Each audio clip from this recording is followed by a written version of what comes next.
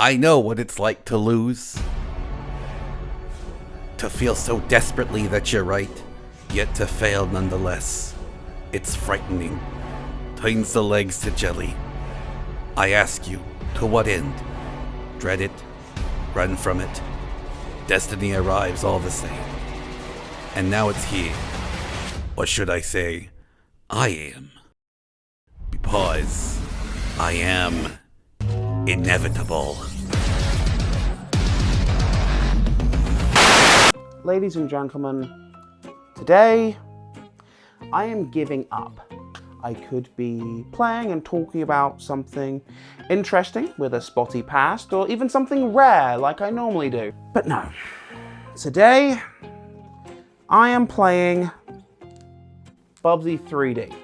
And joining me is Bubsy Bobcat.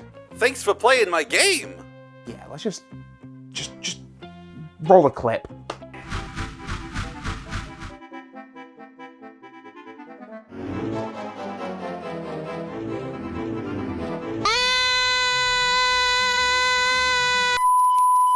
"1996 gave us From Dusk Till Dawn, that weird modern era version of Romeo and Juliet with Leonardo DiCaprio, Space Jam, Quake, Super Mario RPG, Broken Sword, and Bubsy 3D.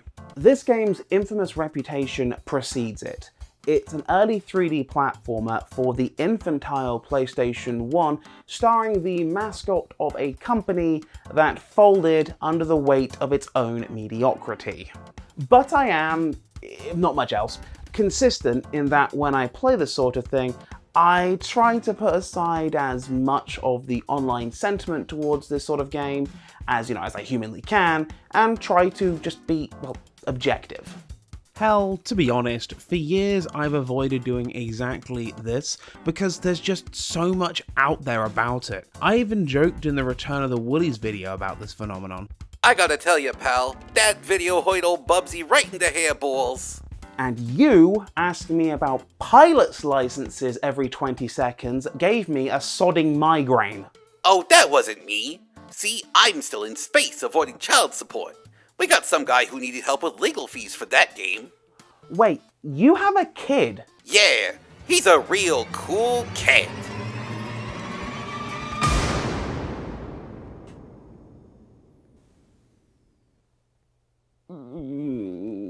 Okay, on with the review. I can't stall any longer. I have to get on with this game, and, well, it's early PlayStation 1, alright. The opening FMV isn't exactly in the highest resolution available, and no, this is not because of my hardware. Actually, this is something I actually need to seriously address. So my last Halloween video, I did the Alien Resurrection game on PlayStation 1, and I had some issues with keycards not working to open the doors. Apparently, that issue can occur due to the game not handling certain emulators well, and a bunch of comments were asking me, hey, what software were you using? Did you try this certain patch? They just assumed I was using EXPSE or something. Small problem with that theory. I was not using an emulator. I typically don't use emulators on the show. What I was using was my PlayStation 3. This chunky bitch, to be precise. This is the 60 gigabyte, what's the model number? CBEH1000, I think. I don't know. I hate this bloody thing. My point is, the issues I'm having, it's not hardware related. This is the one with the PlayStation 2 motherboard inside of it. It's all software, baby. Right, back on track. TLDR, Bubsy has been captured by, these things, and has now escaped captivity. He's got to get back to Earth by getting all the pieces of his spaceship that have been scattered through the levels. It seems sensible enough. Let's get to work and... Okay, so usually when someone pauses after just taking a few steps in this game, you'd expect them to make some joke about how Bubsy moves and the controls and all, but I'm more perplexed because they aren't totally awful. Hear me out, hear me out. Well, yes, they are tank controls, which was perfectly common in this era. The issue really isn't that they don't respond, it's that they're, not very precise. they really aren't the worst of this era, trust me. We can talk about that another time. Prime example. Like in a Mario game, Bubsy will gain momentum when he walks, and when you go forward, he'll potter forward a few steps. In the aforementioned Mario, if you get too close to, say, an edge, you can walk it back slightly to save yourself. In Bubsy, however...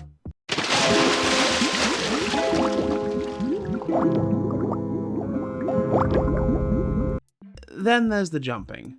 In this game, when Bubsy jumps, the camera violently swings overhead and gives you a bird's eye view of the area, and I get what the devs had in mind with this. But the narrow field of view and shallow draw distance make this easily one of the worst aspects of the game, and platforming is literally everything here. Most of the levels have you jumping through narrow and tight obstacle courses, and simply put, the engine at hand here just isn't up to snuff. Snuff?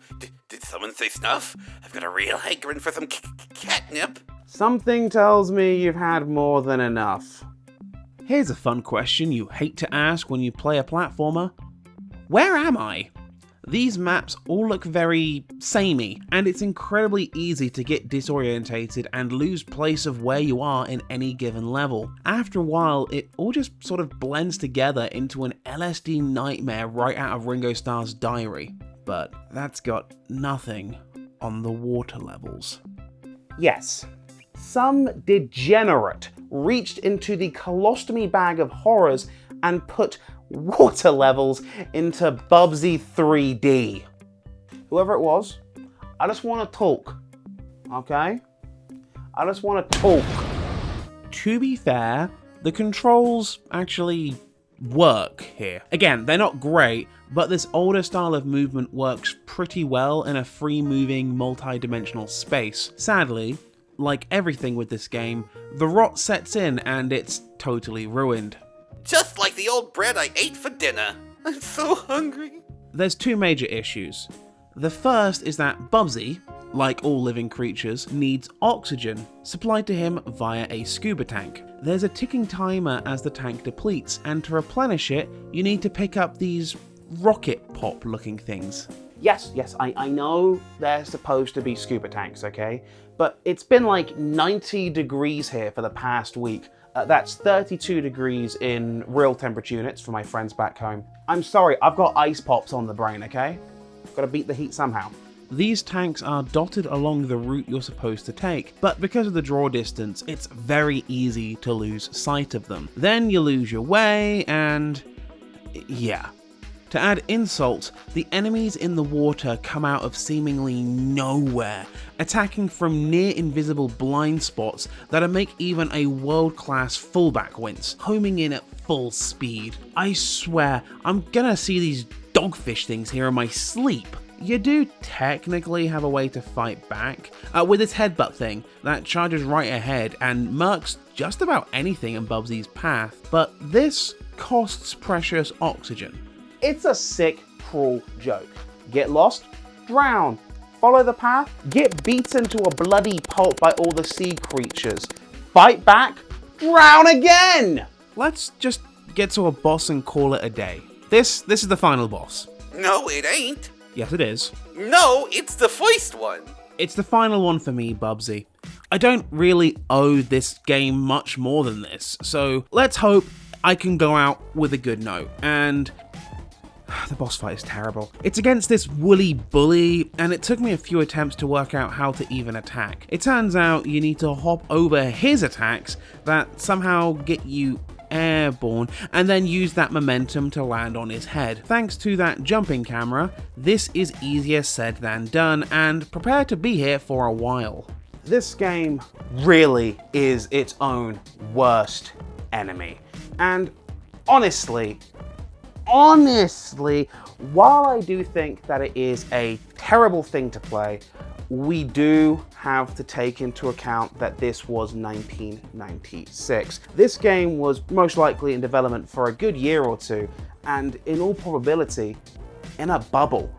Here's a controversial take. This game gets compared a lot to Mario 64, given how close they came out to each other, and by that same measure, also to Crash Bandicoot. Well, yes, both of those are significantly better games and uses of free time. I think it's unfair to compare the three to each other. The thing is that these are all in that very first wave of 3D platformers, and there is like next to no chance the development of any of these games influenced or cross-pollinated with each other, and it just so happens that the guys at Nintendo R&D did it best and set the standard henceforth. All of them are a product of a near 3-decade past software race to be the first groundbreaking title that got third-dimensional platforming right, and like every race, there has to be somebody who wins the wooden spoon. Even if one magazine gave it a glowing review back in the day. Yeah, it turns out that Gold X award that some copies of this game have on the cover, it really was handed to Bubsy 3D. And again, remember, this was in that initial 3D platform boom. There simply wasn't at the time another stick to measure it next to if you only played PlayStation 1 games.